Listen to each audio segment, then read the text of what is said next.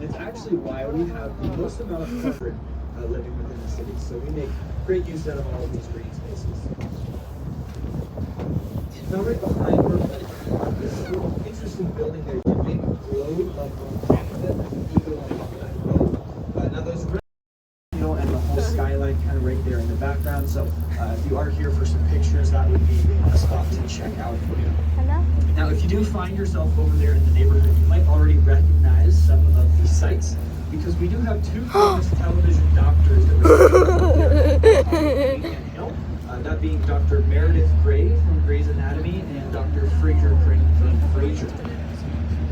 Now, the neighborhood itself was originally named Eden Hill. However, after the Great Fire of Seattle in 1889, as a lot of people were starting to move out in this direction and build up on top of this hill here, it was a pretty expensive process to build in such a clean landscape. So it was typically wealthier individuals building these homes. Now, they all have a very specific. We've got the Vigalia Navigator. Now, this is a little bit different than the container ships that we often see at the southern side of the bay. This is what we call a bulk carrier vessel.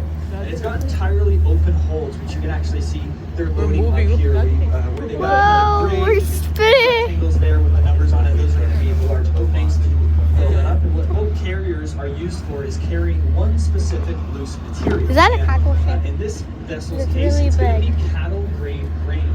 Oh, it's grain inside, Brianna. Grain? That's grain. Seattle's largest export by volume, which is always a shocker for people to hear because you think about the companies that we have here in Seattle with Amazon, Microsoft, Boeing, things like that. You would think it would be tech or anything else other than cattle grain, especially because if you know something about the agriculture in this area, while we do grow some grain over in eastern Washington, none of the grain here is from there. This is all actually shipped over via rail from primarily the Midwest.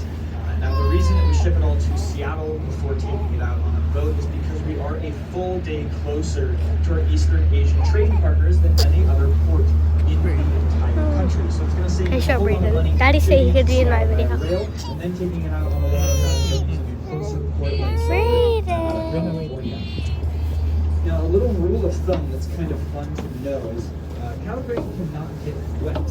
Of course, it rains a lot here in Seattle, but whenever they're actually loading like that, that's a good indicator that we won't have any precipitation anytime soon because there's no risk of rain at all. They will stop their loading process and close that up to keep the grain safe. So it looks like we're in pretty good hands with the weather.